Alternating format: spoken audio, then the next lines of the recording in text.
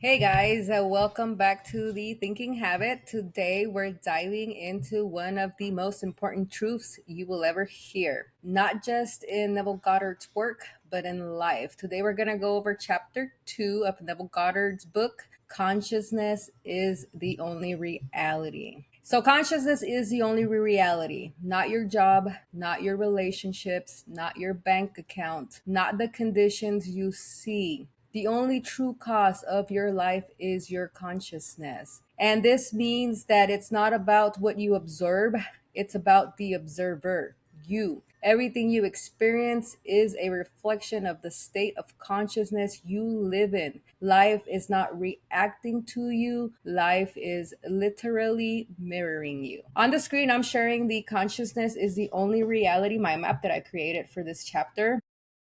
And it's just got a couple things we're gonna talk about the concept of psychological aspects. Everything you perceive is within your consciousness. Then there's three distinct aspects of consciousness. Consciousness is casual. Your consciousness shapes your reality, and the external world is a reflection of your internal consciousness. So I have that up on the screen for you guys to take a look at.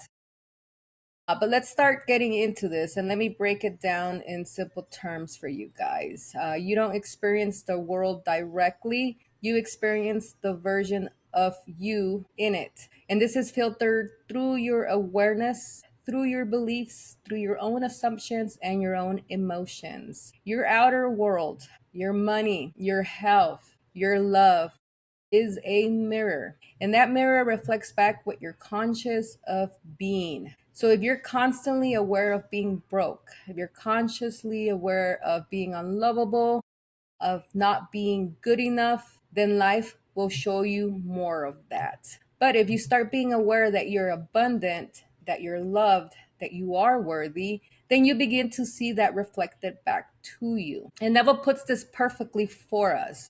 Man's chief delusion is his conviction that there are causes other than his own state of consciousness. So most people blame their circumstances, most people blame bad luck, the economy, most people blame other people for their circumstances, but Neville is very clear on this. Your life is shaped by how you see yourself and the world. There is no other cause. So I'm going to give you guys some examples about this. Let's first talk about the broke mindset. You could have two people receiving the same paycheck. One of them always has enough money, the other one is always struggling. Why? And it is very, very simply put, the broke one may be aware of lack, always expecting to fall short, believing that they're bad with money. The outer result is going to be being broke. It is just a mirror of that inner state. Let's go into a second example, and then we're going to talk about this in the dating example. If someone deep down feels unworthy of love, they'll keep attracting people who mistreat them. But when they shift to, I am lovable, I am worthy, I am respected, they begin to attract a whole new level of relationship. And this is because they changed the projector, not the screen. Remember when the movie screen example I gave you guys in the previous video, I talk about the projector is the one projecting the movie. The screen is your consciousness. So whatever movie the projector is screening is what you're going to see on the screen. And that's what Neville is trying to teach us in this book. You are the projector, not the movie. Trying to change your life without changing consciousness is like yelling at the movie screen to change the scenes while ignoring the real in the back running the show. So let me ask you guys a question now. What are you aware of being most of the time? Ask yourself that question. Are you aware of being stuck? Are you aware that you're being not good enough? Or are you aware of being powerful, worthy, and capable? Your life is going to reflect back to you your dominant awareness. So, a lot of people will walk around feeling a certain way about themselves.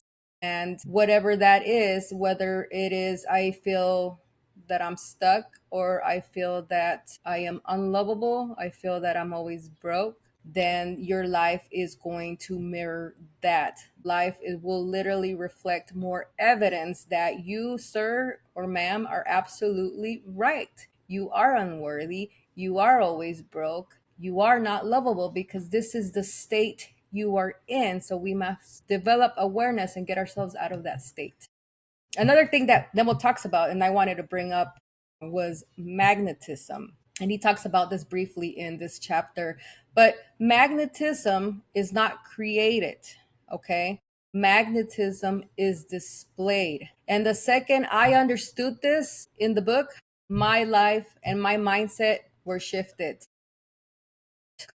We don't create magnetism. There's no such thing as you either have it or you don't. Magnetism is going to be displayed based on how you feel about yourself. And Neville doesn't use the word magnet like in a science book, but he taught it constantly. And here's what he says about magnetism: you are free to choose the concept you will accept of yourself.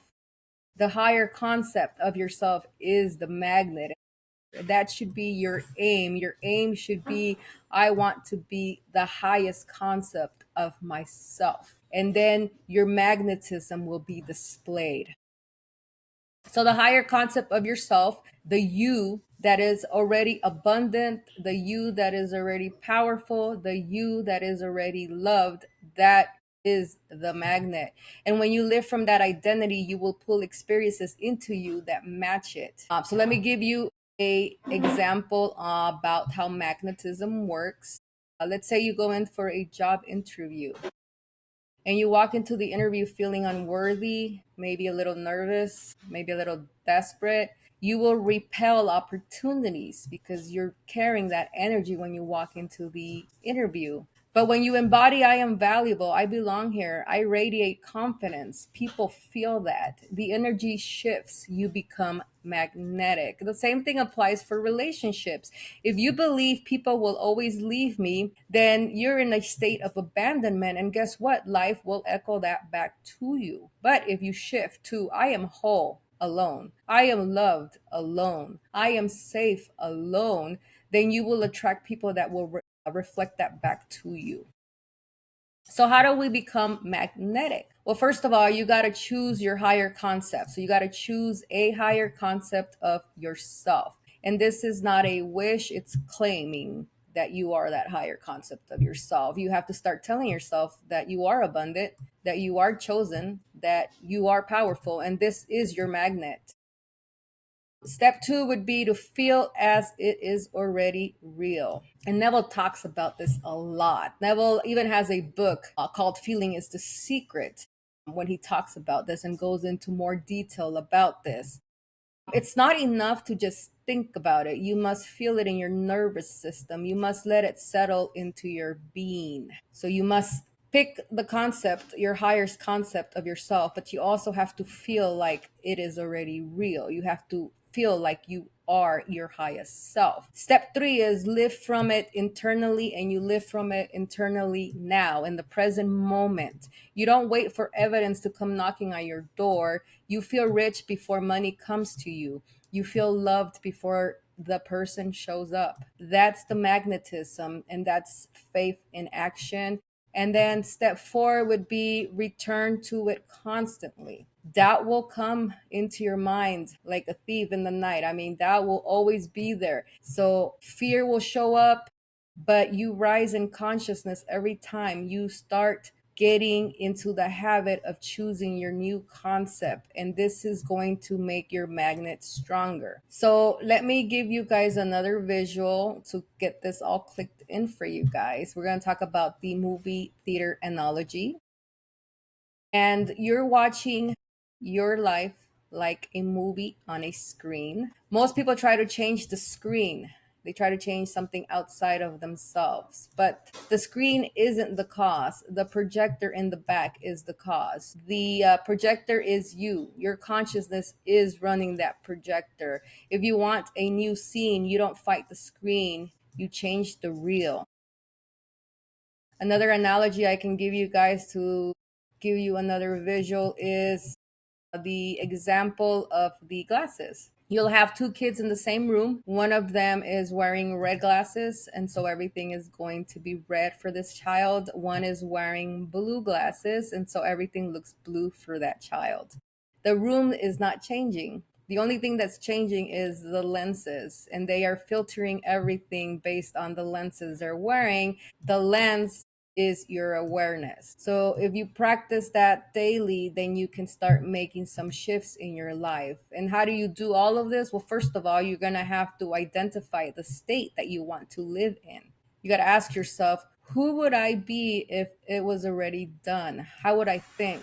How would I feel? How would I act? And then you pick one powerful identity, whatever shift you're trying to make. If you want to have a relationship, then you might want to think, I'm supported, I'm at peace, I'm in demand, people want me, I'm lovable.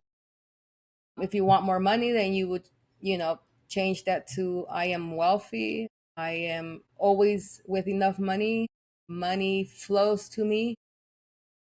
So those making those changes would help you shift. Number two, you have to use imagination and feeling. Neville always teaches that assume the feeling as if the wish is already fulfilled. So you imagine a short scene of you being the person that you want to be, but you also get emotionally involved with that scene. Your feelings get involved, and that is what magnetizes this outcome for you. So pretend you're checking your bank account and you're feeling relief. You're seeing all this money in your bank.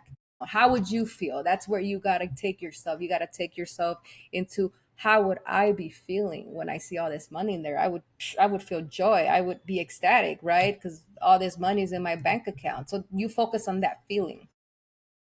You focus being hugged by your partner. You focus on hearing them say, I'm so grateful for us. How would that make you feel? So then you start feeling in your emotions. Well, I would feel loved. I would feel joy. I would feel happiness because I am with the person that loves me, and that person is in the state of gratitude for our relationship. So then you would get involved and invoke those feelings now without any evidence. You want to do that now, and you want to make it long, and you also want to make it real. Let those emotions take over you. Step three would be dwell in that feeling, and you want to do this daily. You want to walk the talk and respond as if it's already done for you. When fear comes up, gently return and go back to your higher self. Push that fear out of the way. And then the last step would be to make sure that we are in the understanding that we do not chase.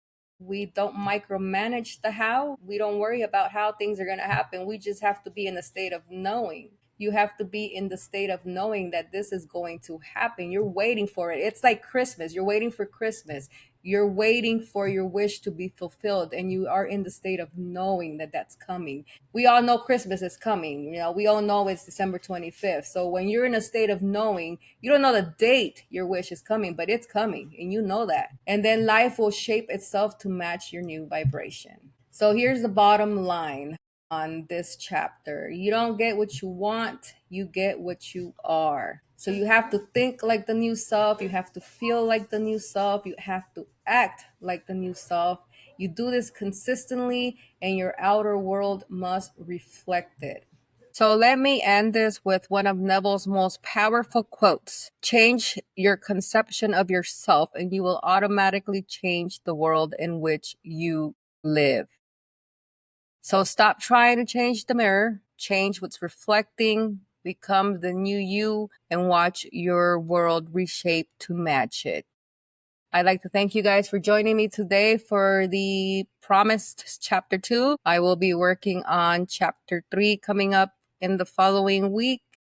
And I'd like to thank you guys for joining us here at The Thinking Habit. If you can go ahead and like our video, subscribe to our channel, and follow us on the social media platforms that we're on. And also, if you have any comments, or if this video resonates with you, or if you've read Neville Goddard's books, leave me a comment. Let me know what you think. And again, thank you for watching us here at The Thinking Habit.